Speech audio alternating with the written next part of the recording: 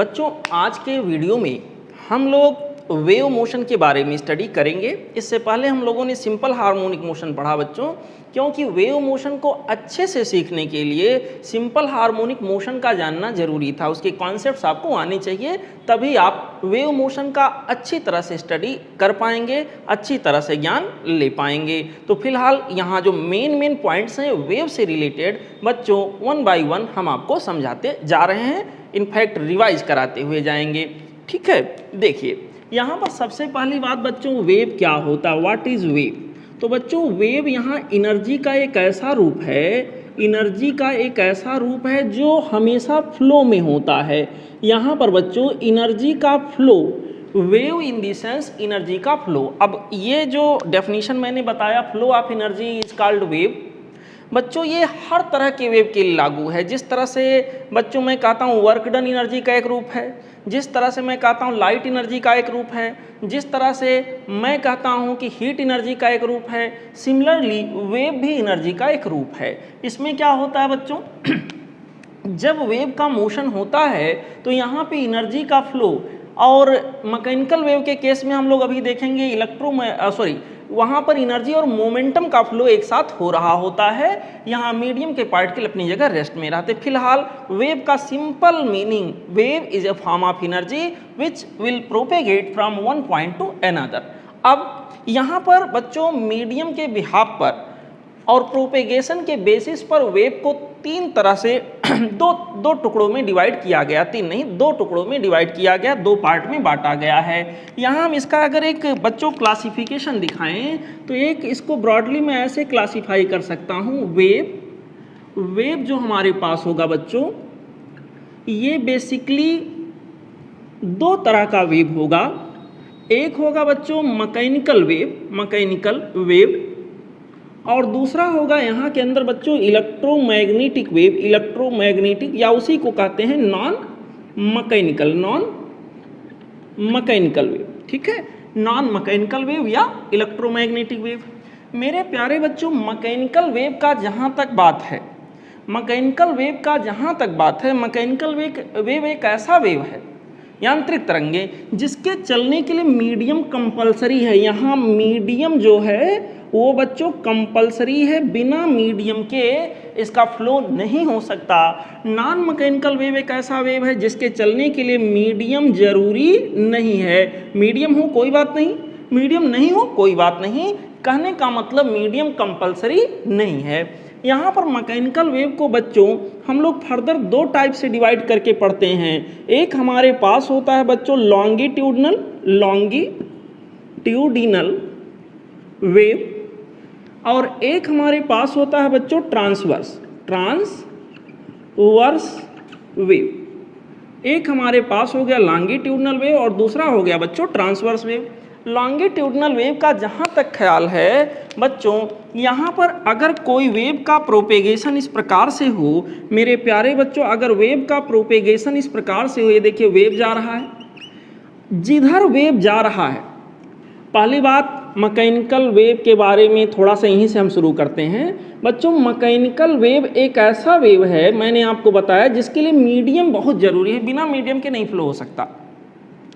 और यहाँ पर होता क्या है, जब मैकेनिकल वेव चलता है तो मीडियम के पार्टिकल अपने फिक्स्ड पोजीशन के टू एंड फ्रो यहाँ SHM करते हैं, ऑसिलेशन करते हैं। एक पार्टिकल अगले में टकराया, अपना एनर्जी और मोमेंटम अगले में दे दिया, फिर अगला पार्टिकल बच्चों वाइब्रेट करना, ऑसिलेट करना शुरू किया, उसने अपने एडजेसेंट वाले में ठोकर मारा, वो ऑसिलेट करना शुरू कर दिया, और इस तरह से बच्चों पार्टिकल टू पार्टिकल एनर्जी का ट्रांसफ़र होता है और मोमेंटम का ट्रांसफ़र होता है। जहाँ एनर्जी और मोमेंटम का ट्रांसफ़र पार्टिकल टू पार्टिकल हो रहा होता है, ऐसे वेव को हम मैकेनिकल वेव का नाम देते हैं। इसमें लॉन्गिट्यूडिनल वेव स्पेशल क्या है बच्चों, यहाँ पर अगर कोई वेव कहीं पर फ्लो हो रहा है, वेव फ्लो के डायरेक्शन में यहाँ मीडियम के पार्टिकल का बच्चों वाइब्रेशन हो, मीडियम का पार्टिकल वेव फ्लो के एलांग अगर मोशन करे, तो ऐसे वेव को हम लॉन्गिट्यूडिनल वेव का नाम देते हैं। और बच्चों अगर वेव फ्लो जिधर हो रहा है, ये वेव जा रहा है बच्चों, transverse wave, transverse mechanical wave, wave flow के अगर परपेंडिकुलर मीडियम के पार्टिकल का वाइब्रेशन हो, वेव इधर की ओर जा रहा है और मीडियम के पार्टिकल का वाइब्रेशन परपेंडिकुलर हो वेव फ्लो के, तो ऐसे मैकेनिकल वेव को बच्चों हम ट्रांसवर्स वेव का नाम देते हैं। अब यहाँ बारी बारी से लॉन्गिट्यूडनल वेव और ट्रांसवर्स वेव के बारे में बच्चों हम लोग स्टडी करेंगे, हम लोग जानने का प्रयास करेंगे। यहाँ पर सबसे पहले बात हम देखते हैं लॉन्गिट्यूडनल वेव क्या है। लॉन्गिट्यूडनल वेव के बारे में हम लोग जानकारी जल्दी जल्दी ले लें, उसके बारे में खास क्या क्या बातें हैं। तो मैकेनिकल वेव के फ्लो होने के लिए जिस भी मीडियम में मैकेनिकल वेव फ्लो हो रहा है वहाँ पर दो बातें उस मीडियम के अंदर होनी बहुत ज़रूरी हैं। उसमें एक है इलास्टिसिटी, और दूसरी बात जो उसके लिए ज़रूरी होनी चाहिए वो है बच्चों इलास्टिसिटी के अलावा इनर्शिया।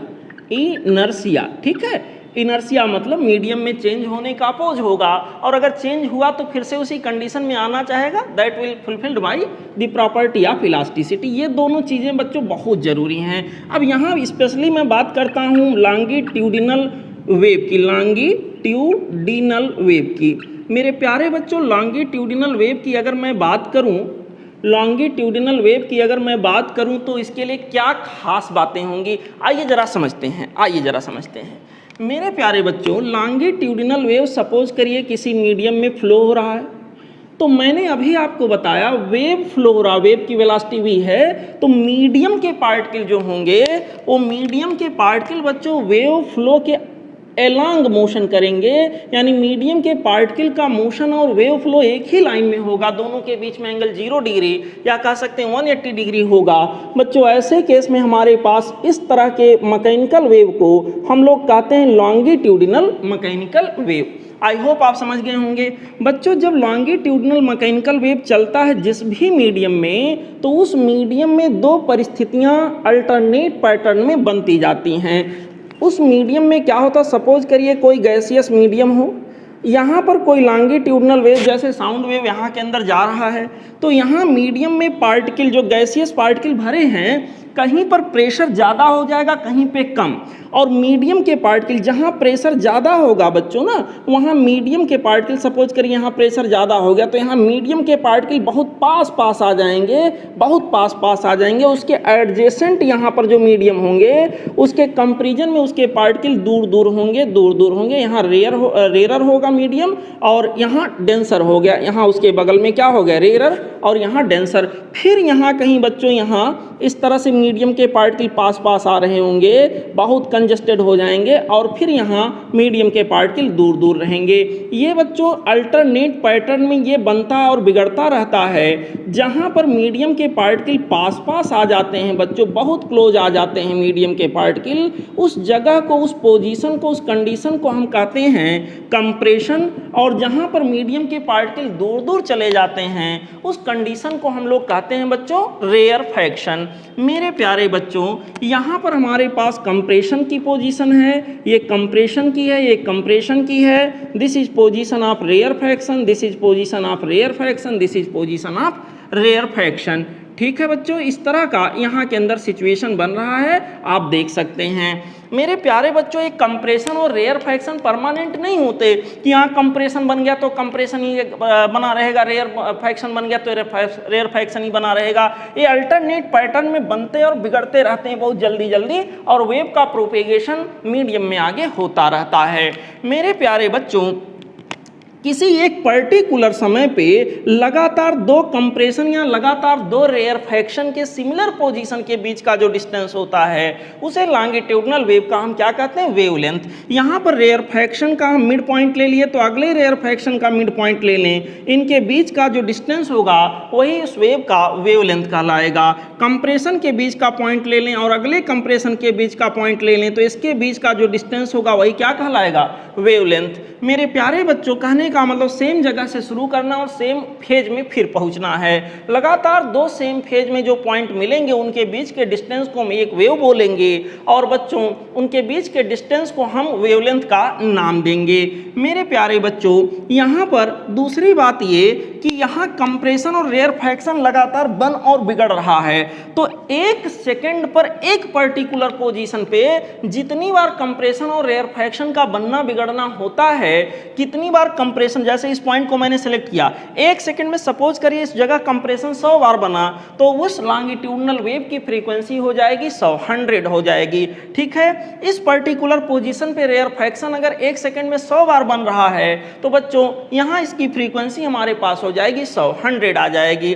ठीक है बच्चों, एक कंप्रेशन या एक रेयरफैक्शन के, अभी कंप्रेशन है, फिर थोड़ी देर बाद यहाँ फिर कंप्रेशन होगा, कंप्रेशन रेयरफैक्शन फिर कंप्रेशन, लगातार दो कंप्रेशन के बीच का जो समय होगा बच्चों, यहाँ पर उसको हम कहेंगे वेव का टाइम पीरियड। तो मेरे ख्याल से तीन बातें, वेव का वेवलेंथ, वेव की फ्रीक्वेंसी, वेव का टाइम पीरियड क्या है, आप समझ गए होंगे। बच्चों जब कोई लॉन्गिट्यूडनल वेव चलता है तो इनफैक्ट ट्रांसफर जो होता है वो प्रेशर का ट्रांसफर होता है, एनर्जी और मोमेंटम तो खैर होते ही हैं, और साथ ही साथ मैं कहूँगा प्रेशर का यहाँ पर ट्रांसफर होता है। इसलिए इस वेव को बच्चों हम लोग प्रेशर वेव का भी नाम देते हैं। क्या नाम देते हैं बच्चों? इसको हम लोग नाम देते हैं प्रेशर वेव।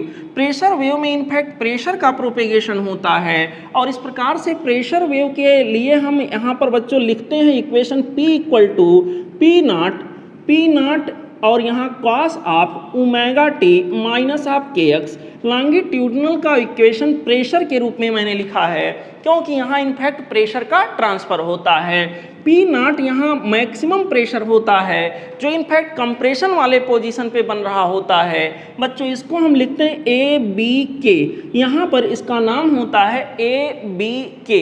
यहाँ A फॉर एम्पलीट्यूड, जो वेव बच्चों चल रहा है उसका एम्पलीट्यूड क्या है, यहाँ के अंदर बच्चों B क्या है, बल्क मॉडुलस ऑफ इलास्टिसिटी उस पर्टिकुलर मीडियम के लिए हो गया, और K यहाँ पर 2 पाई बाई लैम्डा जिसको कि प्रोपेगेशन कांस्टेंट कहते हैं, आगे आप सीखोगे।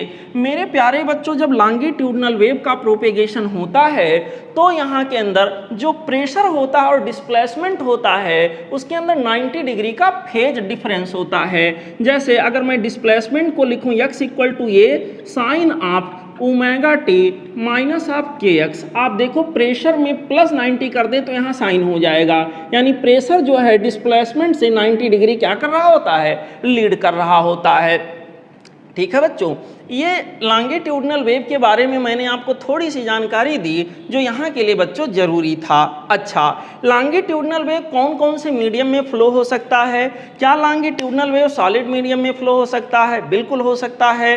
क्या लॉन्गिट्यूडनल वेव बच्चों लिक्विड मीडियम में फ्लो हो सकता है? बिल्कुल हो सकता है। क्या लॉन्गिट्यूडनल वेव बच्चों गैसियस मीडियम में फ्लो हो सकता है? बिल्कुल हो सकता है। मेरे प्यारे बच्चों लॉन्गिट्यूडनल वेव एक मैकेनिकल वेव है, जहाँ भी मैकेनिकल मीडियम रहेगा उन सभी मीडियम में लॉन्गिट्यूडनल वेव का फ्लो होना पॉसिबल है। साउंड वेव यहाँ लॉन्गिट्यूडनल वेव का सबसे खास और सबसे यहाँ पर अच्छा एग्जाम्पल होता है। मेरे प्यारे बच्चों अब इसी तरह से हम लोग देख लेते हैं कि यहाँ पर ट्रांसवर्स वेव का क्या मतलब होता है। ट्रांसवर्स वेव में यहाँ पर ट्रांसवर्स वेव की अगर बात करें तो ट्रांसवर्स वेव भी मैकेनिकल वेव का एक रूप है। यहाँ ट्रांसवर्स वेव का चलना थोड़ा सा डिफरेंट होता है as compared to longitudinal wave. आप सभी लोग देखो बच्चों, ट्रांसवर्स वेव जब चलता है तो मान लीजिए वेव ऐसे इधर की ओर जा रहा है, तो बच्चों यहाँ के अंदर मीडियम के पार्टिकल, वेव इधर गया तो मीडियम के पार्टिकल अपने ही पोजीशन पर, अपने मीन पोजीशन के टू एंड फ्रो इस तरह से SHM करेंगे, इस तरह से ऑसिलेशन करेंगे। और बच्चों वेव इधर जा रहा है, मीडियम के पार्टिकल वेव प्रोपेगेशन के कैसे मोशन करेंगे, परपेंडिकुलर। ऐसे वेव को हम ट्रांसवर्स वेव का नाम देते हैं। मेरे प्यारे बच्चों ट्रांसवर्स वेव के फ्लो होने के लिए, आई रिपीट, ट्रांसवर्स वेव के फ्लो होने के लिए मीडियम में एक और प्रॉपर्टी, दो तो होनी ही चाहिए, इलास्टिसिटी और इनर्शिया, उसके अलावा मीडियम में एक और प्रॉपर्टी का होना नितांत आवश्यक है। मेरे प्यारे बच्चों उस प्रॉपर्टी को हम बोलते हैं रिजिडिटी। यहाँ पर तीन बातें इसका मतलब ट्रांसवर्स वेव के लिए खास हो गई। Medium should have elasticity, medium should have property of inertia, medium should have the property of rigidity. अगर ये सारी प्रॉपर्टी उसके अंदर हैं तो वहाँ पे ट्रांसवर्स वेव फ्लो हो सकता है, अदरवाइज नहीं। मेरे प्यारे बच्चों, यहाँ के अंदर जब कोई ट्रांसवर्स वेव चलता है तो यहाँ पर मीडियम के पार्टिकल जब ऊपर नीचे होते हैं तो बच्चों कोई पार्टिकल यहाँ है तो कोई उस समय यहाँ पहुँच रहा होगा, तमाम सारे पार्टिकल ऐसे ऊपर नीचे होते रहते हैं। तो यहाँ पर अगर सभी पार्टिकल का एक एनवलप बनाया जाए तो एनवलप किसी पर्टिकुलर समय पे मान लो ऐसे बन रहा है। इसका मतलब समझें, ये जो बच्चों पीक पोजीशन है इसको हम कहते हैं क्रेस्ट। क्या कहते हैं बच्चों? इसको कहते हैं क्रेस्ट। और ये जो सबसे नीचे वाला पोजीशन है इसको हम लोग कहते हैं ट्रफ। ट्रफ कहते हैं। समझते जाओ बच्चों, यहाँ के अंदर ये हमारे पास क्या है, मीडियम का पार्टिकल। इस तरह के एनवलप का क्या मतलब हुआ कि अभी जो मीडियम का पार्टिकल बच्चों यहाँ था वो इस समय यहाँ कहीं पहुँच चुका है। जो मीडियम का पार्टिकल इक्विलिब्रियम पोजीशन पे यहाँ था वो इस समय यहाँ कहीं पहुँच चुका है। जो मीडियम का पार्टिकल इस समय यहाँ था वो बच्चों यहाँ कहीं पहुँच चुका है। जो मीडियम का पार्टिकल यहाँ कहीं था वो सपोज करिए यहाँ कहीं पहुँच चुका है। जो मीडियम का पार्टिकल यहाँ कहीं था वो यहाँ कहीं पहुँच चुका है। और इस तरह से बच्चों सिचुएशन यहाँ के अंदर बन रहे होंगे। मेरे प्यारे बच्चों, जो मीडियम का पार्टिकल यहाँ था वो यहाँ कहीं आ चुका है। जो मीडियम का पार्टिकल यहाँ था वो यहाँ कहीं आ चुका है। जो मीडियम का पार्टिकल यहाँ था बच्चों वो यहाँ कहीं आ गया है। जो मीडियम का पार्टिकल यहाँ था यहाँ कहीं आ गया है। तो अभी जरूरी नहीं है कि जो मीडियम का पार्टिकल यहाँ है वहीं यहीं पर रह जाएगा, कहेगा नहीं जाएंगे, वो फिर नीचे भी आएगा। और बच्चों ये क्रेस्ट आगे बढ़कर यहाँ पहुँचना है, ये ट्रफ आगे बढ़कर यहाँ पहुँचना है, ये क्रेस्ट आगे बढ़कर यहाँ पहुँचेगा तो ये पार्टिकल थोड़े ना चल के आएगा। यहाँ पर जो पार्टिकल मीडियम का वो चलकर यहाँ तक आएगा ना, तो इधर वाले पार्टिकल का मोशन अभी क्या हो रहा, अपवर्ड होगा। इसी तरह से बच्चों यहाँ पर ये जो क्रेस्ट है वो यहाँ बढ़कर आएगा, ये क्रेस्ट सॉरी ये जो ट्रफ है वो यहाँ कहीं बनेगा। यहाँ कहीं अगर ट्रफ बनना है तो इसका मतलब ये पार्टिकल भी यहाँ तक आना है, मतलब इस वाले पार्टिकल का मोशन ऐसे हो रहा होगा।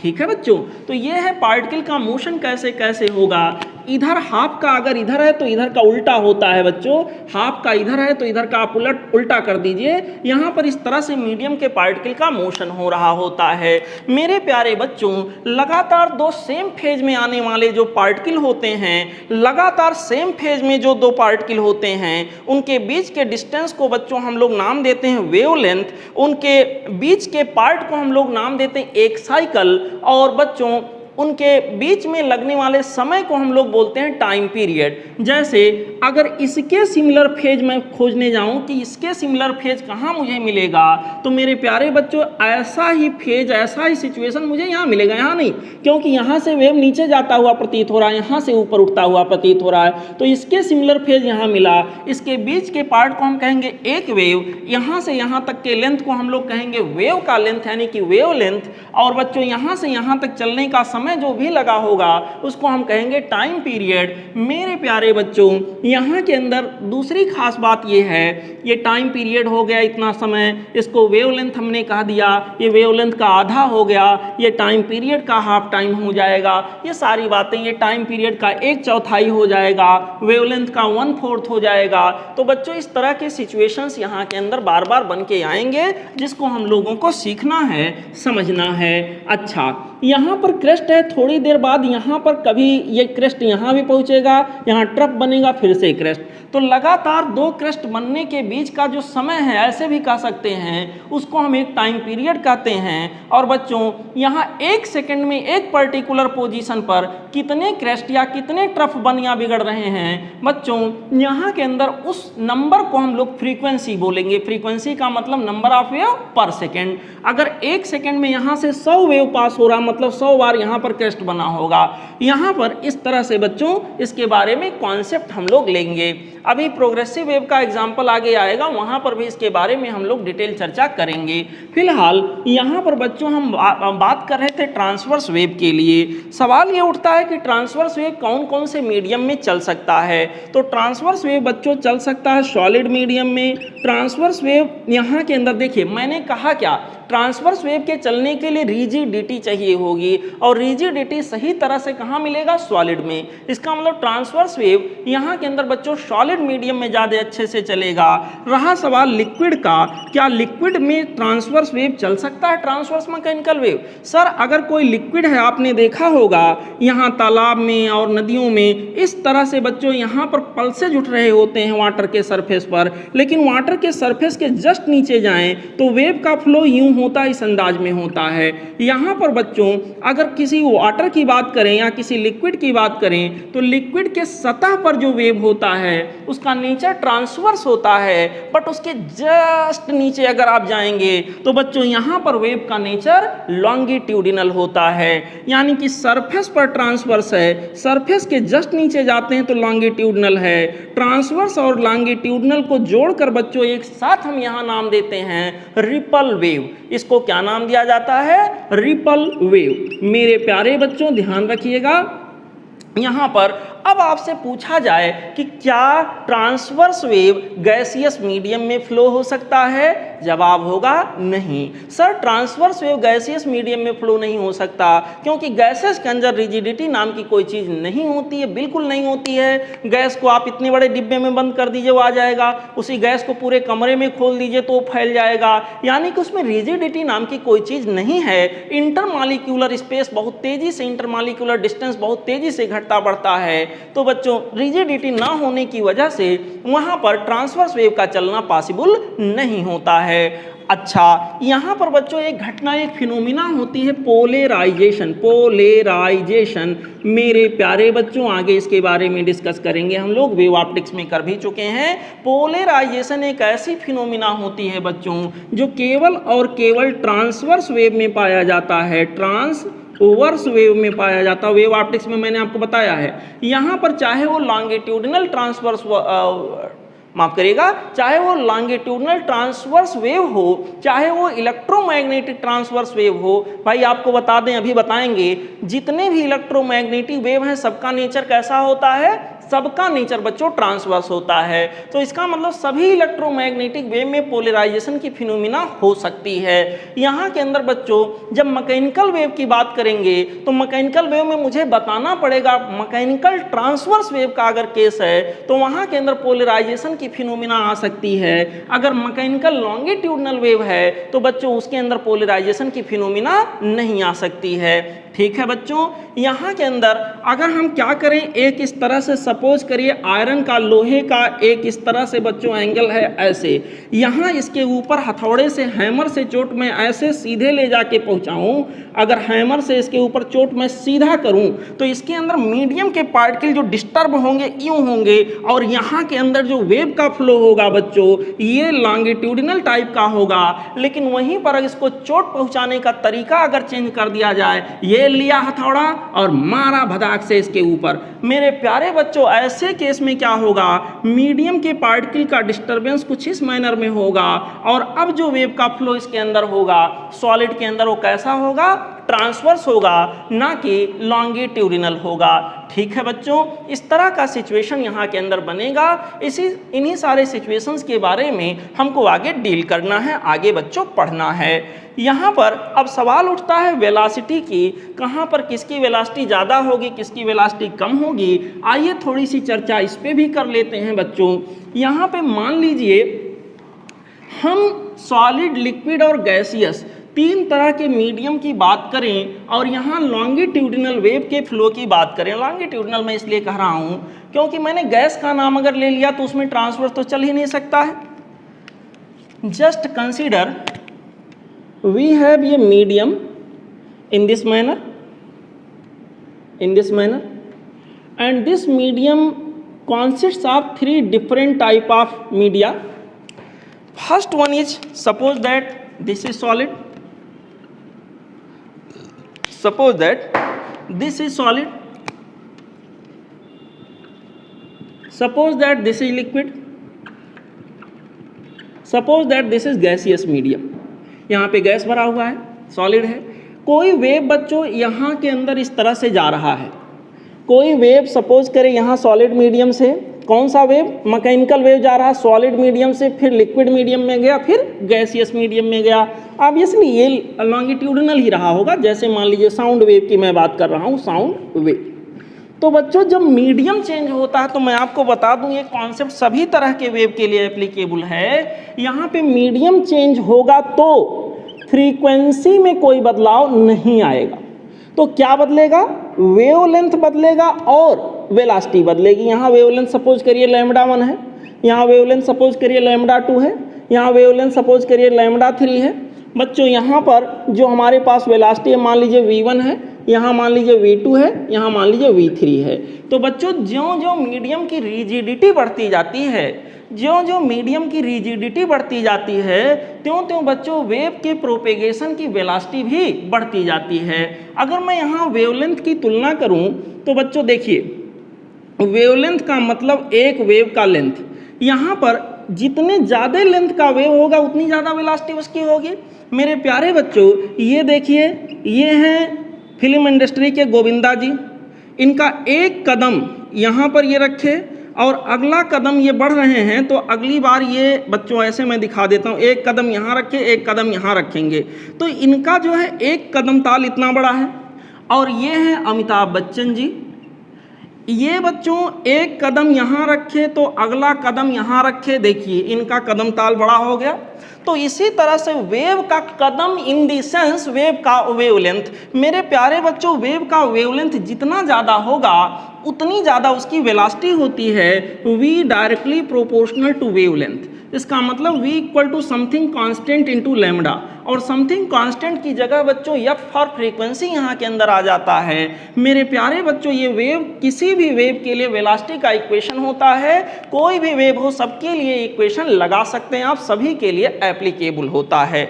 अच्छा यहाँ के अंदर बच्चों अब देखिए, सॉलिड, लिक्विड और गैसियस मीडियम की अगर बात करें तो सबसे ज़्यादा जो वेवलेंथ या वेलोसिटी पाया जाएगा बच्चों वो सॉलिड मीडियम के लिए होगा v1, v2, v3।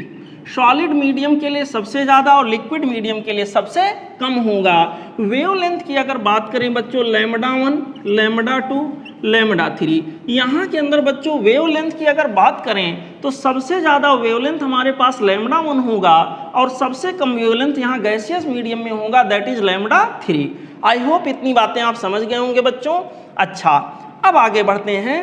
हमारे न्यूटन जी ने लगभग फिजिक्स के हर क्षेत्र में मेहनत किया है, बल्कि और भी सब्जेक्ट में, मैथमेटिक्स में भी इन्होंने मेहनत किया है। यहाँ पर साउंड वेव के प्रोपेगेशन के संबंधित एक लॉ दिया है।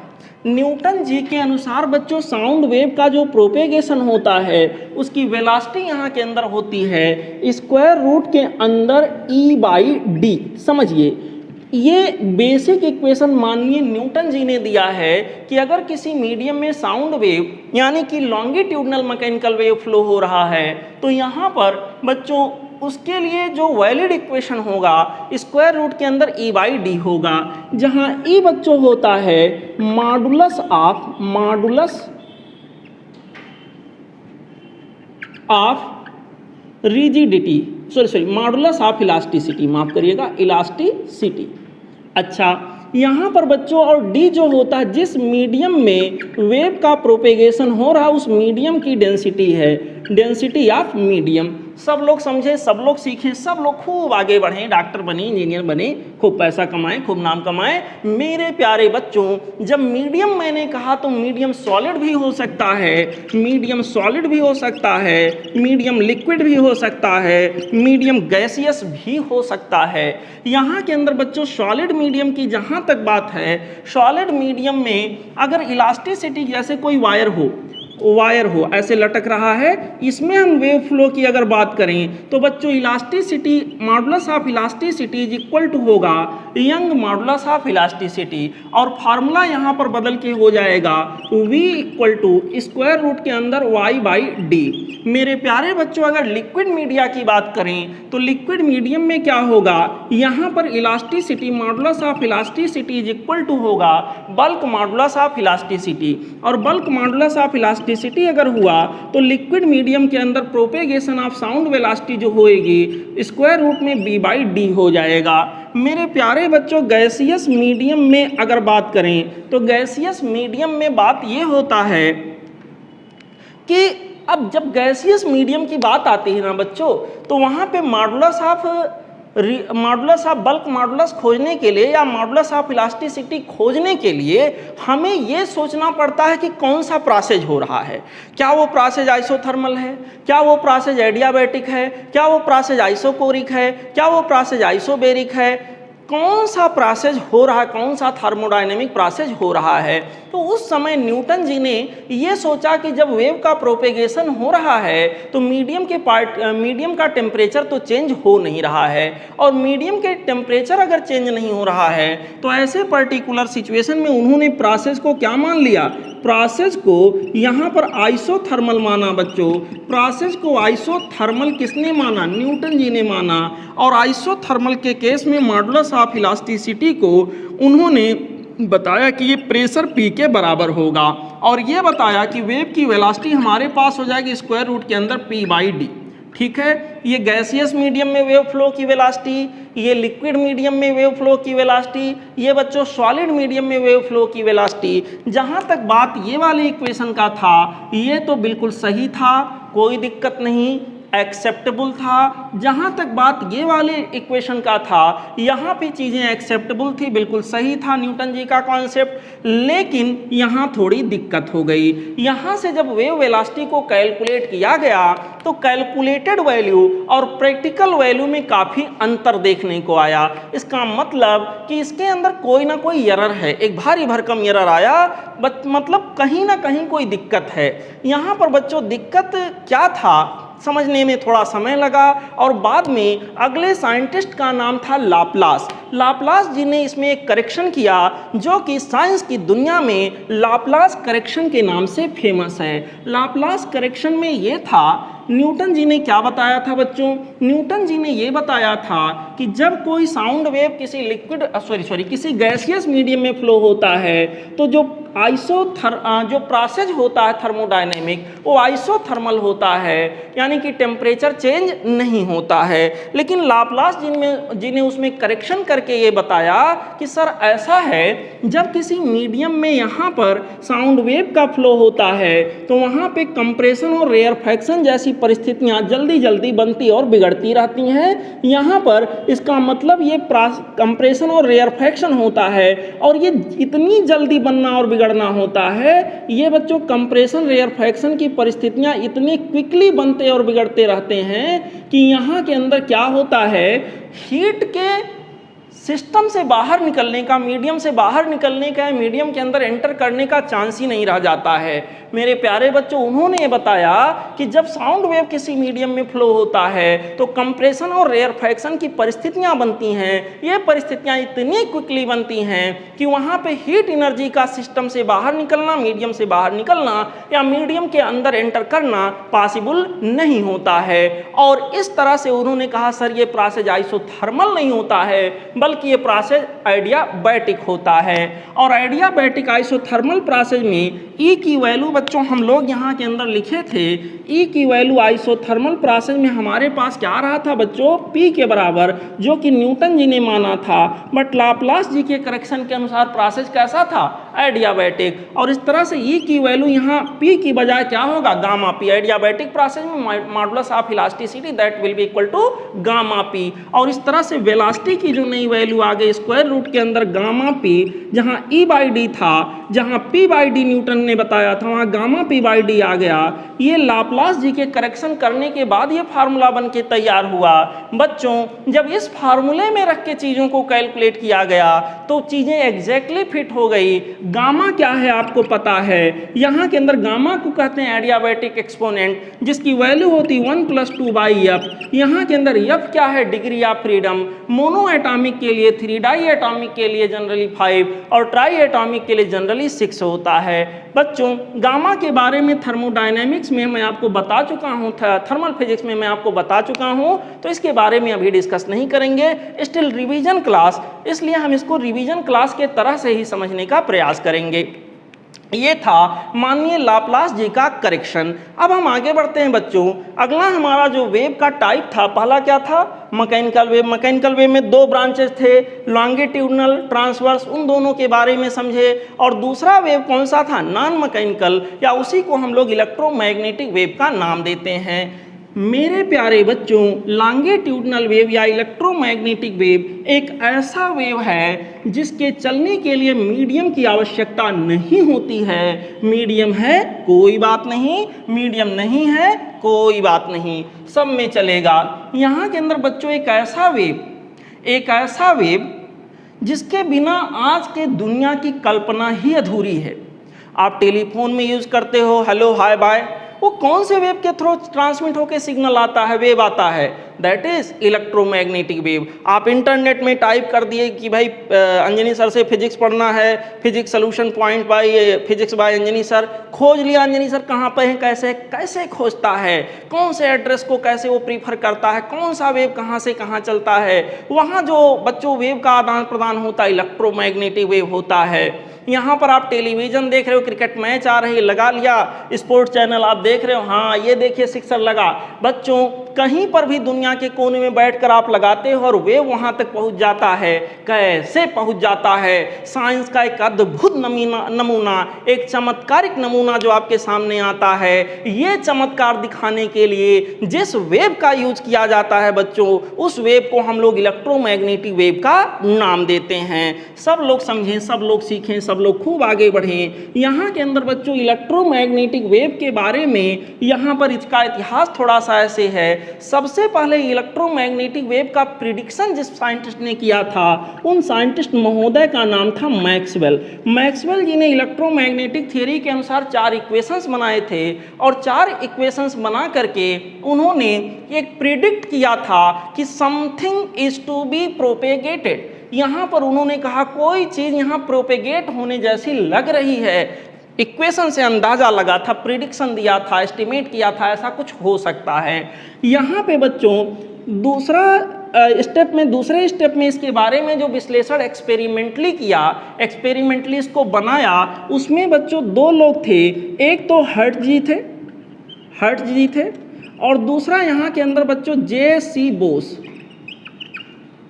बोस जी थे। यहाँ के अंदर बच्चों इन दोनों लोगों ने मिल करके इलेक्ट्रोमैग्नेटिक वेव को एक तरह से बनाया, एक्सपेरिमेंटली प्रोड्यूस कराया। यहाँ के अंदर बच्चों फिर अगला स्टेप ये था, एक साइंटिस्ट थे मार्कोनी जी ने इलेक्ट्रोमैग्नेटिक वेव को कुछ डिस्टेंस तक प्रोपेगेट करके दिखाया। आपको ये एंटीना मालूम होगा, अगर कभी आपने देखा हो, ऐसा वाला एक एंटीना होता था। इस एंटीना को बनाने वाले माननीय साइंटिस्ट महोदय का नाम था मार्कोनी। ठीक है बच्चों, इनके शिष्य थे यादी-उदा, इसलिए इस एंटीना को यादी-उदा एंटीना भी कहते थे। यहाँ पर इसी के मदद से इलेक्ट्रोमैग्नेटिक वेव को कुछ किलोमीटर तक ट्रांसमिट कराने में ये सफल हो पाए थे। यह जो सबसे इनिशियल में साइंटिस्ट महोदय लोगों ने दिमाग लगा के खोजा था, आज उसी का आज सुधरा हुआ रूप आप देखते हो कि क्या क्या हो गया है, दुनिया कहाँ से कहाँ पहुँच गई है और कहाँ से कहाँ पहुँचने वाली है, आप सोच सकते हो। ठीक है, चलते हैं बच्चों, आगे बढ़ेंगे और यहाँ पर आगे के चीज़ों का विश्लेषण करेंगे, समझने का प्रयास करेंगे, साइंस का एंजॉय करेंगे। Still revision class, I am going to explain only the main things of the wave motion of the chapter. आइए जरा देखते हैं।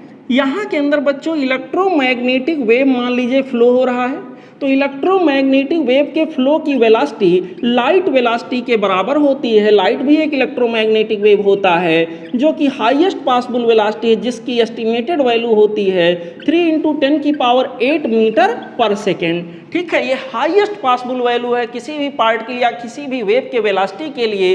इससे ज़्यादा वेलोसिटी आज तक कहीं नहीं देखा गया है। मेरे प्यारे बच्चों, अगर इलेक्ट्रोमैग्नेटिक वेव इस तरह से फ्लो हो रहा है, तो इलेक्ट्रोमैग्नेटिक वेव जब फ्लो होता है बच्चों, तो उसके साथ 2 वेक्टर एसोसिएट होते हैं। एक होता है इलेक्ट्रिक वेक्टर, दूसरा होता है मैग्नेटिक वेक्टर। और ये दोनों वेक्टर बच्चों एक दूसरे के परपेंडिकुलर इस तरह से वाइब्रेट कर रहे होते हैं। और ख़ास बात, इलेक्ट्रोमैग्नेटिक वेव जो है वेव प्रोपेगेशन की दिशा से 90 डिग्री पर होता है। जो मैग्नेटिक फील्ड वेक्टर होता है वो बच्चों वो भी वेव प्रोपेगेशन की दिशा से 90 डिग्री एंगल बना रहा होता है, और इलेक्ट्रिक वेक्टर और मैग्नेटिक वेक्टर ये दोनों भी एक दूसरे से 90 डिग्री का एंगल बना रहे होते हैं। अगर बच्चों यहाँ के अंदर हमारे पास वेव जा रहा है along x axis, electric field की इंटेंसिटी हमारा है अलोंग वाई एक्सिस, तो यहाँ के अंदर बच्चों जेड एक्सिस, मैं ऐसे बना देता हूँ, जेड एक्सिस के अलोंग होगा मैग्नेटिक फील्ड की इंटेंसिटी। यहाँ के अंदर इस तरह का सिचुएशन मिलेगा, वेव फ्लो की वेलोसिटी इधर की ओर है। अब जरा देखते हैं बच्चों, यहाँ पे जिस समय इलेक्ट्रिक फील्ड अपने पीक वैल्यू पे होगा उस समय मैग्नेटिक फील्ड भी अपने पीक वैल्यू पर होता है।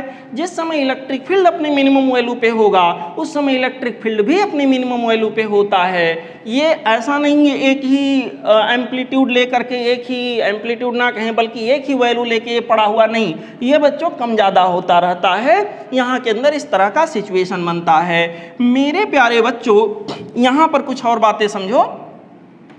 इलेक्ट्रिक फील्ड वेक्टर और मैग्नेटिक फील्ड वेक्टर ये दोनों हमेशा सेम फेज में होते हैं। मैंने आपको बताया हमेशा एक ही फेज में होते हैं। इनके बीच में फेज का डिफरेंस अगर किसी पर्टिकुलर टाइम पे पूछा जाए सेम पोजीशन पे, तो बच्चों क्या होगा, फेज का डिफरेंस 0 आएगा। अच्छा, यहाँ के अंदर बच्चों ये सवाल उठा इलेक्ट्रोमैग्नेटिक वेव के प्रोपेगेशन की दिशा कैसे डिसाइड होगी। यहाँ पर एक वेक्टर होता है बच्चों जिसको पॉइंटिंग वेक्टर कहते हैं। देखिए ये रहा E, ये रहा B इक्वल टू होता mu naught into H. Mu naught अगर यहाँ हवा में हम बात करें या वैक्यूम में बात करें तो म्यू नॉट होगा इंटू एच। यहाँ एच जो हमारे पास है बच्चों ये भी इंटेंसिटी ऑफ मैग्नेटाइजेशन या मैग्नेटिक फील्ड की इंटेंसिटी से रिलेटेड होता है, जिसकी यहाँ के अंदर एम्पियर पर मीटर यूनिट हो रही होती है। देखिए एक वेक्टर यहाँ से निकल के आता है E क्रॉस एच, इसको कहते हैं पॉइंटिंग वेक्टर। इसको क्या कहते हैं बच्चों, पॉइंटिंग वेक्टर। पीवी मैं लिख देता हूं, इसको पॉइंटिंग वेक्टर कहते हैं। और कहते हैं ई क्रॉस एच की जो डायरेक्शन होगी, ई क्रॉस एच, यहाँ देखिए ई क्रॉस एच, जिधर बी होगा उधर एच होगा। ई क्रॉस एच की जो डायरेक्शन होगी वही डायरेक्शन यहाँ वेव प्रोपेगेशन की होगी। बच्चों ई क्रॉस बी की डायरेक्शन जो होगी वही वेव प्रोपेगेशन की वेलोसिटी प्रोपेगेशन की डायरेक्शन होगी। मेरे प्यारे बच्चों ई क्रॉस एच के बारे में बात करें, इसको हम पॉइंटिंग वेक्टर का नाम देते हैं। ई की यूनिट होती है वोल्ट पर मीटर और एच की यूनिट यहाँ के अंदर होती है एम्पियर पर मीटर। मेरे प्यारे बच्चों वोल्ट इंटू एम्पियर को हम लोग कहते हैं वाट, और यहाँ पर मीटर इंटू मीटर क्या हो गया, मीटर स्क्वायर, यानी वाट पर मीटर का क्या हो गया, स्क्वायर। मेरे प्यारे बच्चों यहाँ पर हमारे पास है वाट पर मीटर का square.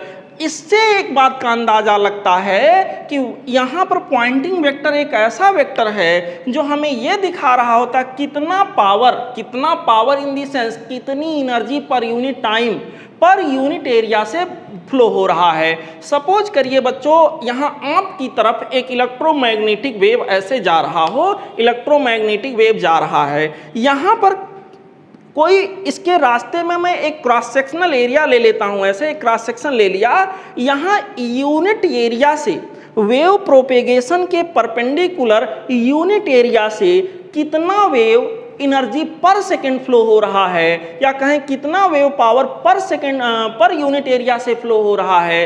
Wave energy passing through per unit perpendicular cross sectional area per unit time, that is called Poynting vector. इतनी बातें मेरे ख्याल से बच्चों आपको समझ में आ गई होंगी, आप समझ गए होंगे। इलेक्ट्रोमैग्नेटिक वेव के बारे में थोड़ा सा डिस्कशन और कर लेते हैं बच्चों।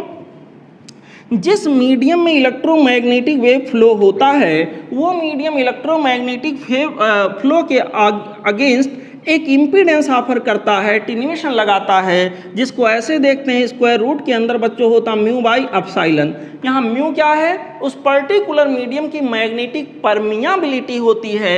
एप्सिलॉन क्या होता है, उस पर्टिकुलर मीडियम का यहाँ इलेक्ट्रिक परमिटिविटी होता है। मेरे प्यारे बच्चों यहाँ पर इसको हम ऐसे भी लिख सकते हैं Z equal to square root के अंदर म्यू नॉट म्यू आर, और यहाँ लिख सकते हैं एप्सिलॉन नॉट एप्सिलॉन आर। यहाँ म्यू के जगह पर इतना, एप्सिलॉन के जगह पर इतना लिख सकते हैं।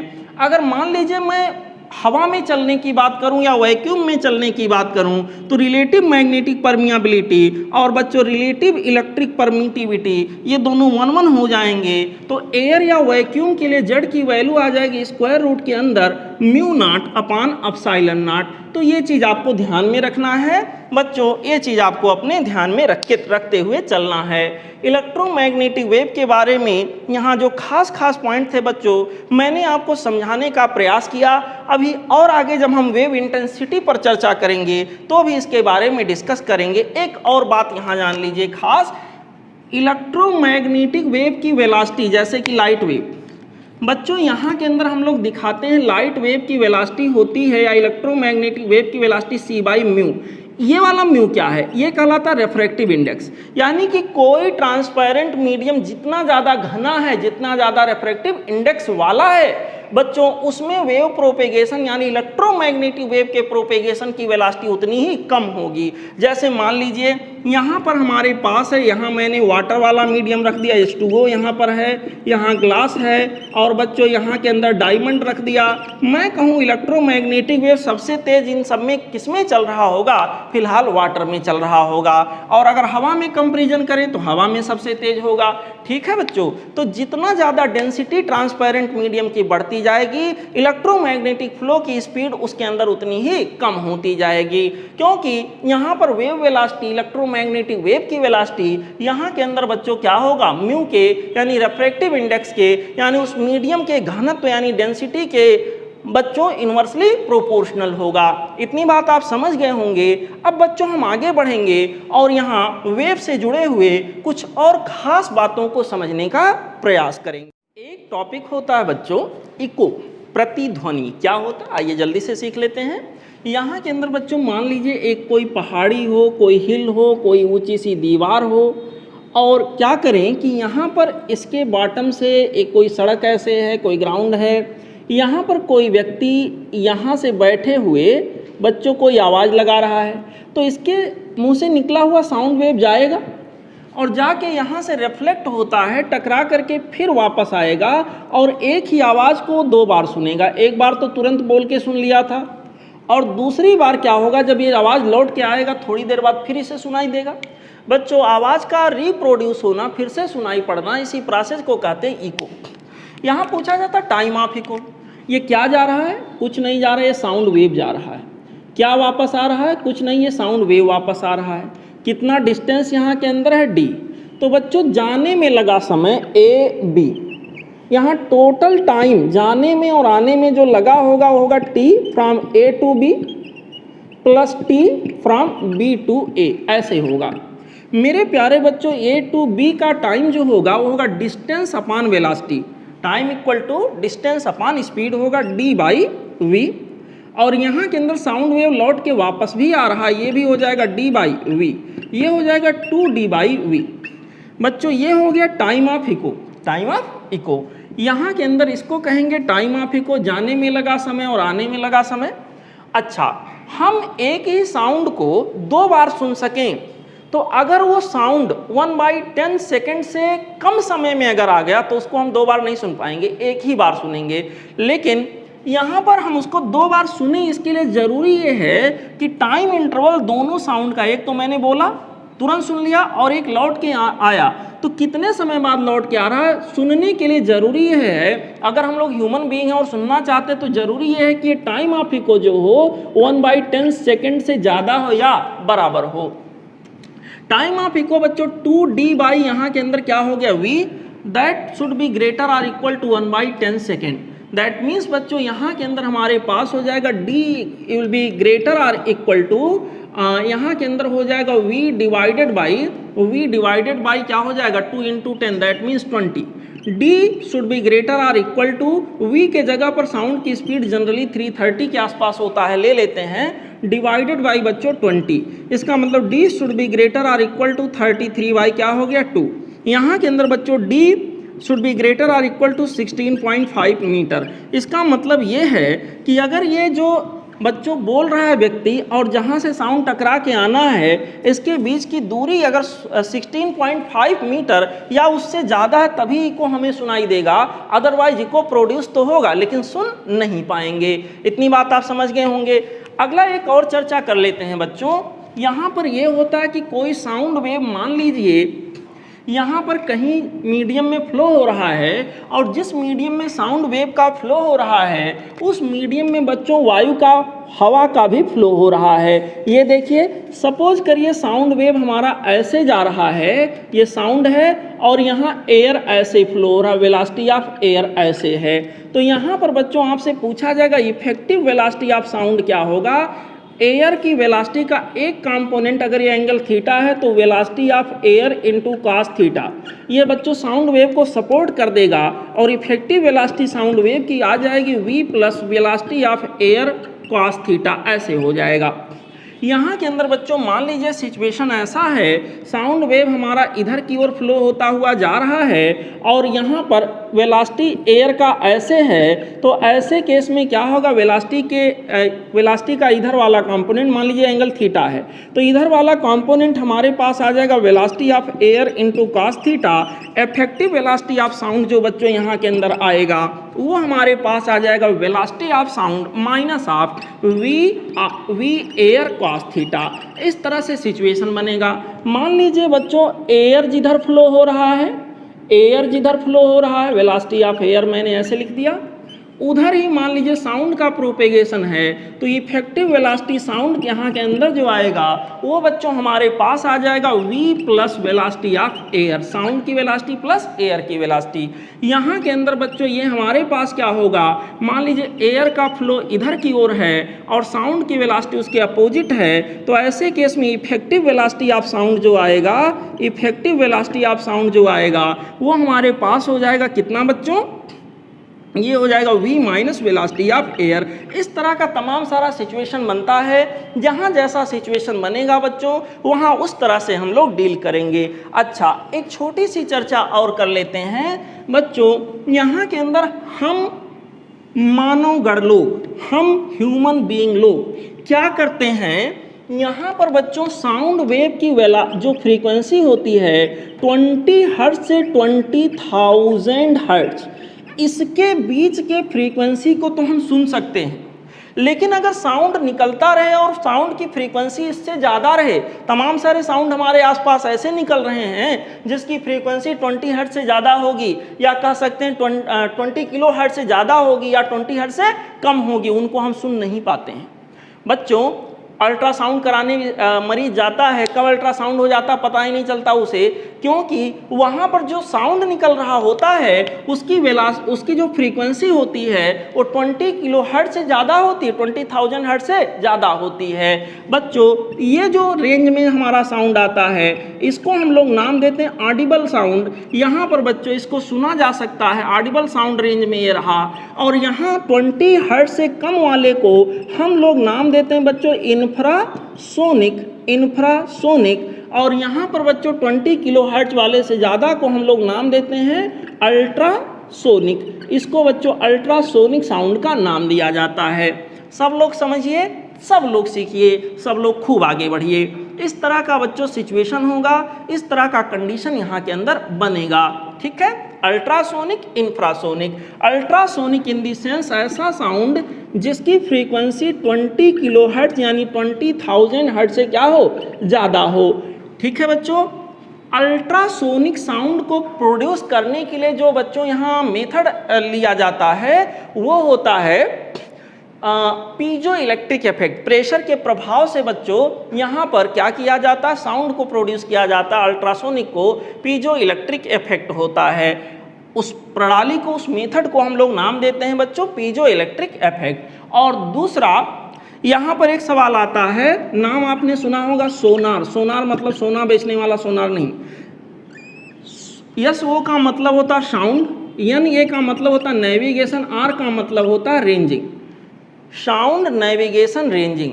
पानी के अंदर कहाँ पर क्या छुपा हुआ है बच्चों एक ऐसा मशीन जो यहाँ पानी के अंदर रहता है और यहाँ किसी वेव का पता लगा रहा होता है, उसको हम साउंड नेविगेशन वहाँ टर्म यूज किया जाता है जहाँ नेवी की बात की जाती है, पानी के अंदर की बात की जाती है। यहाँ पर साउंड वेव बच्चों यहाँ पर एक ऐसा डिवाइस जो साउंड वेव को डिटेक्ट करता है, कौन से साउंड वेव को, अल्ट्रासोनिक वाले को, या यूं कह लीजिए प्रोड्यूस करता है, इसको बच्चों नेविगेशन सिस्टम में यूज किया जाता है और अल्ट्रासोनिक वेव को ये प्रोड्यूस कर रहा होता है। ऐसे डिवाइस को हम लोग बच्चों सोनार का नाम देते हैं। ठीक है, तो ऐसी तमाम परिस्थितियां बनती हैं। अब बच्चों आगे बढ़ेंगे, इसके आगे के टॉपिक्स पर चर्चा करेंगे। बच्चों हमारा अगला टॉपिक है प्रोग्रेसिव वेव। प्रोग्रेसिव वेव का लॉजिकल मीनिंग है एक ऐसा वेव जो कि ना किसी बिना लॉस के, बिना किसी बाउंडेशन के लगातार मीडियम में आगे बढ़ता जाए। कोई बाउंड्री यहाँ निर्धारित ना हो कि बस इतना ही चल सकते हो आप, साथ ही साथ कोई एनर्जी का लॉस ना हो, बिल्कुल ये अनंत काल तक चलता जाए बिना किसी लॉस के।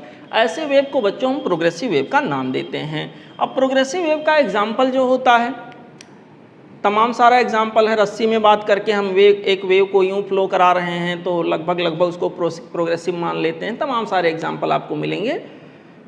यहाँ पर प्रोग्रेसिव वेव के बारे में हम लोग बात करने जा रहे हैं, जरा देखिए ध्यान से। इसके जो इक्वेशंस होते हैं बच्चों, मैं डिराइव नहीं करा रहा हूँ, रिवीजन क्लास है, जल्दी जल्दी देख लीजिए मेन बातें। सबसे ज़्यादा यूज होने वाला इक्वेशन यही है, y = a sin ω t ± kx। अगर यहाँ प्लस kx है, k के साथ प्लस लगा हुआ है, इट मीन्स ये जो हमारा वेव है ये बच्चों निगेटिव x के अलांग जा रहा होगा। निगेटिव x के अलांग, ये x जो है उसी के अलांग चलता है जो यहाँ रहता है, निगेटिव x के अलांग जा रहा होगा। यहाँ y है, इसका मतलब पार्टिकल का जो वाइब्रेशन हो रहा है y के अलांग हो रहा है और वेव का जो मोशन हो रहा है x के अलांग। प्लस kx अगर है प्लस kx अगर है तो यहाँ पर बच्चों वेव का जो प्रोपेगेशन हो रहा होगा वो निगेटिव x के अलांग हो रहा होगा, और यहाँ माइनस, आपने अक्सर यही लिखा हुआ देखा होगा -kx। इसका मतलब वेव का प्रोपेगेशन जो हो रहा होगा वो पॉजिटिव x के अलांग हो रहा है, उल्टा होता है।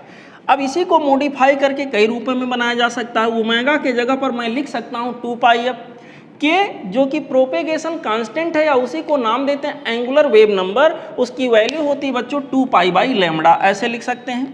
यहाँ एक ये हो गया, ठीक है। दूसरा हमारे पास होगा y = a, f की जगह में f 2π को कॉमन पहले कर लेते हैं, तो 2π को कॉमन करेंगे, यहाँ बचेगा ft -x/λ। मेरे प्यारे बच्चों, f की जगह 1 टाइम पीरियड लिखा जा सकता है, तो एक और रूप इसका बन जाएगा, आपके सामने लिखा हुआ है, कोई खास बात नहीं है ऐसा। अब यहाँ पर इस इक्वेशन को दे करके आपसे तमाम सारे कैलकुलेशंस वो कराता है सवाल में। इक्वेशन को दे दिया जाएगा, कभी कहेगा वेव की वेलोसिटी निकालिए, कभी कहेगा पार्टिकल की वेलोसिटी निकालिए, कभी कहेगा कि आप जो है यहाँ पर ये बताइए फ्रीक्वेंसी कितना होगा, टाइम पीरियड कितना होगा, वेवलेंथ कितना होगा, ये सारी बातें। तो इसमें कौन क्या है आपको पहचानना होगा। फ्रीक्वेंसी कहाँ है, वेवलेंथ कहाँ पे छुपा हुआ है, एम्पलीट्यूड कहाँ पे छुपा हुआ है, स्टैंडर्ड इक्वेशन को याद रखना है और दिए गए इक्वेशन से तुलना करके बच्चों वैल्यू को फाइंड आउट करना होता है। अब यहाँ दो तरह की वेलोसिटी का जिक्र होगा, एक तो वेव की वेलोसिटी, जिस वेलोसिटी से वेव चल रहा है, और दूसरा होगा बच्चों पार्टिकल की वेलोसिटी, क्योंकि वेव जब चल रहा है तो पार्टिकल अपने मीन पोजीशन के टू एंड फ्रो क्या कर रहा है, SHM। पार्टिकल की velocity in the sense wave motion के दौरान पार्टिकल जो SHM कर रहा था उसकी वेलोसिटी, जो कि होगा ओमेगा स्क्वायर रूट के अंदर ये स्क्वायर माइनस एक्स स्क्वायर। और दूसरा हमारे पास बच्चों क्या होगा, वेव की वेलोसिटी f होता है, और उसी को मॉडिफाई करके हम लोग बनाते हैं। तो यहाँ इक्वेशन से निकल के आ रहा था ω/k। ω/k को आप रखोगे तो वही f मिल जाएगा, ठीक है बच्चों। यहाँ के अंदर ये हो गया वेव की वेलोसिटी। अब अगला सवाल यहाँ के अंदर ये आएगा, मान लीजिए बच्चों ये दो पॉइंट, कोई सा दो पॉइंट हैं, इनके बीच का जो पाथ डिफरेंस है या पाथ लेंथ है दैट इज Δx। इनके बीच का जो फेज डिफरेंस है इन दोनों जगहों का मैं मान लिया Δφ, और इनके बीच में वेव को प्रोपेगेट होने में जो समय लगा है वो कितना लगा है, Δt। और लगातार दो सेम फेज वाले पॉइंट अगर हम लें तो इनके बीच का डिस्टेंस क्या होगा, λ। लगातार दो सेम फेज वाले पॉइंट्स हम लें तो इनके बीच का जो टाइम जो होगा वो टाइम पीरियड होगा। और इनके बीच का जो बच्चों फेज डिफरेंस होगा वो 2 पाई होगा। ठीक है, एक साइकिल पूरा हो गया 2 पाई। तो देखिए मैंने ऐसे कहा कि जब लैम्डा फेज डिफरेंस है, लैम्डा पाथ डिफरेंस है, जब लैम्डा पाथ डिफरेंस है तो यहाँ फेज डिफरेंस कितना है 2 पाई। लैम्डा पाथ डिफरेंस है तो फेज डिफरेंस क्या है 2 पाई। तो अगर पाथ डिफरेंस डेल्टा एक्स होगा, डेल्टा एक्स होगा तो उस समय फेज डिफरेंस कितना होगा? तो उस समय के लिए फेज डिफरेंस हमारा डेल्टा फाई जो आएगा by formula this into this by this. तो यहाँ के अंदर बच्चों कितना आ जाएगा? Delta x into 2 pi divided by lambda. मेरे प्यारे बच्चों तो इक्वेशन क्या बन के आया? डेल्टा फाई इक्वल टू यहाँ के अंदर आ जाएगा 2 pi by lambda into delta x. ये हो गया बच्चों फेज डिफरेंस और पाथ डिफरेंस में रिलेशन। कभी कभी आपसे फेज डिफरेंस दे दिया जाएगा और पाथ डिफरेंस पूछ लिया जाएगा। सिमिलरली मैं यहाँ पर अगला काम ऐसे भी कर सकता हूँ कि जब हमारा पाथ डिफरेंस लैम्डा है तो उस समय टाइम का डिफरेंस यानी टाइम टेकन की वैल्यू कैपिटल टी है। तो मैं कहूँ जब हमारा पाथ डिफरेंस डेल्टा एक्स होगा उस समय टाइम का डिफरेंस कितना होगा? डेल्टा टी मैंने वहाँ लिखा है जो कि बाई फार्मूला आएगा this into this by this. Delta x into यहाँ के अंदर हो जाएगा कैपिटल टी बाई लैम्डा। मेरे प्यारे बच्चों यहाँ के अंदर हो जाएगा delta x by lambda into delta x या यूँ कह लीजिए capital T by lambda into delta x. ऐसे करके यहाँ के अंदर बच्चों सिचुएशन मिलेगा। ये हमारा क्या हो जाएगा? Time interval delta T.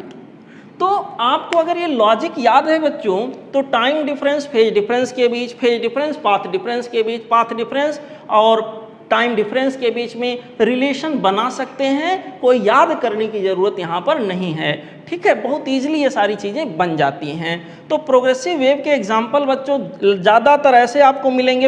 ये इक्वेशन कोई सा बना के दे देगा, उसमें कभी कहेगा वेवलेंथ कैलकुलेट करिए, कभी कहेगा पाथ डिफरेंस कैलकुलेट करिए, कभी कहेगा फेज डिफरेंस कैलकुलेट करिए 2 वेव दे करके, कभी वो कहेगा कि भाई एम्पलीट्यूड कितना है बताइए, कभी कहेगा वेव की वेलोसिटी कितनी है बताइए, कभी कहेगा पार्टिकल की वेलोसिटी कितनी है बताइए, मैक्सिमम पार्टिकल की वेलोसिटी बताइए। जब पार्टिकल की वेलोसिटी की बात करें तो आप SHM को सोचना, मैक्सिमम पार्टिकल की वेलोसिटी मतलब ए ओमेगा हो जाएगा। बहुत इजीली हम लोग निकाल देते हैं। ठीक है बच्चों, चलते हैं इसके अगले टॉपिक। बच्चों हमारा अगला टॉपिक है रिफ्रैक्शन ऑफ वेव।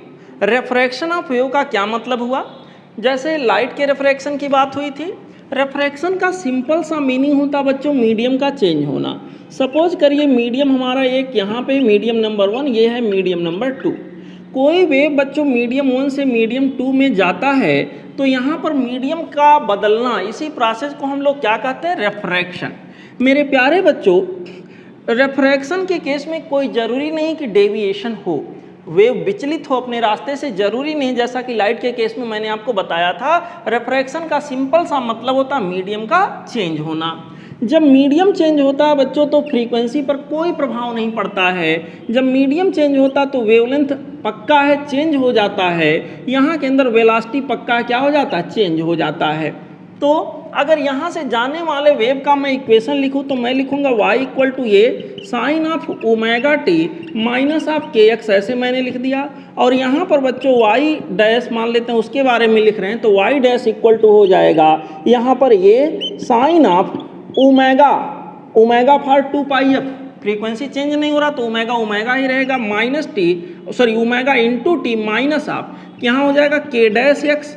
अब सवाल ये उठा क्या यहाँ कोई फेज डिफरेंस आएगा रिफ्रैक्शन में? नहीं। रिफ्रैक्शन प्रोसेस में बच्चों कोई फेज डिफरेंस नहीं आने वाला, प्लस माइनस फाई नहीं होने वाला है।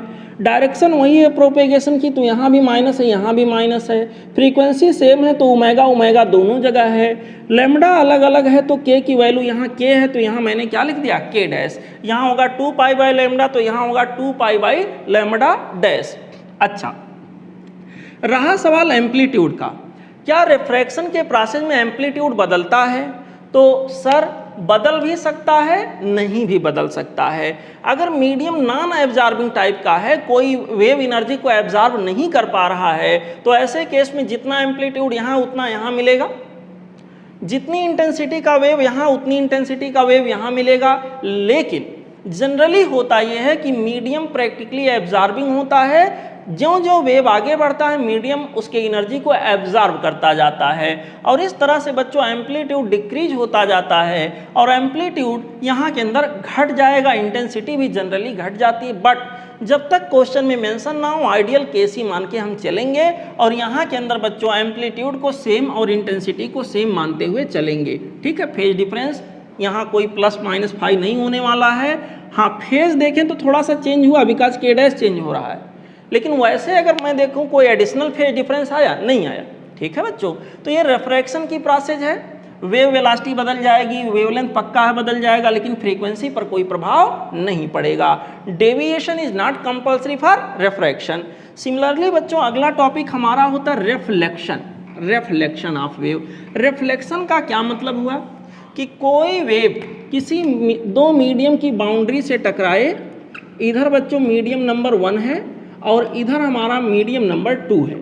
अगर कोई वेव किसी मीडियम की बाउंड्री से टकराए और टकराने के बाद पहले ही मीडियम में वापस चला आए, तो ऐसे बच्चों प्रोसेस को हम लोग नाम देते हैं रिफ्लेक्शन। जैसे लाइट के केस में था, मान लो वेव टकराया, ये जाने वाला वेव है और यहाँ से लौट कर वेव ऐसे आ रहा है, ऐसे आ रहा है, ये आने वाला वेव है।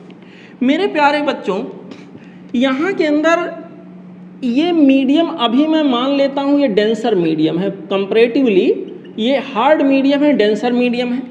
ये उसके रेस्पेक्ट में ये कैसा है, रेरर मीडियम है, रेरर है। तो अगर बच्चों रिफ्लेक्शन में देखें इंसिडेंट वेव और रिफ्लेक्टेड वेव, तो दोनों की वेलोसिटी क्या होती है, सेम। वेलोसिटी में कोई चेंज नहीं आएगा। इंसिडेंट और रिफ्लेक्टेड वेव का वेवलेंथ क्या होता है, सेम, दोनों में कोई चेंज नहीं आएगा। यहाँ के अंदर बच्चों अगला हमारे पास है एम्पलीट्यूड और इंटेंसिटी। एम्पलीट्यूड और इंटेंसिटी में चेंज आ भी सकता है, नहीं भी आ सकता है। क्यों भाई, अगर बिल्कुल 100% वेव रिफ्लेक्ट बैक होगा तो ऐसे केस में एम्पलीट्यूड और इंटेंसिटी पर कोई प्रभाव नहीं पड़ेगा, लेकिन अगर थोड़ा बहुत यहाँ एब्जॉर्ब हो गया तो यहाँ के अंदर ये दोनों चीज़ें कम हो जाएंगी। ठीक है, आइडियल केस में इन दोनों में कोई परिवर्तन नहीं होगा। अब रहा सवाल एक खास बात फेज का, क्या यहाँ पर फेज का डिफरेंस आएगा? सर आ भी सकता है, नहीं भी आ सकता है। अगर ये रिफ्लेक्शन डेंसर मीडियम की बाउंड्री से हो रहा है तो ये जो वेव लौट के आ रहा है ना, इसमें 180 डिग्री का फेज डिफरेंस इंट्रोड्यूस हो जाएगा। और अगर ये रेरर मीडियम, सपोज करिए यहाँ रेरर रहा होता, रेरर मीडियम की बाउंड्री से टकरा के आ रहा होता, तो रिफ्लेक्टेड वेव में कोई भी फेज डिफरेंस यहाँ पर इंट्रोड्यूस ना हो रहा होता। चलिए आगे बढ़ते हैं। सब लोग बच्चों यहाँ समझने का प्रयास करो, सीखने का प्रयास करो, आगे बढ़ने का प्रयास करो।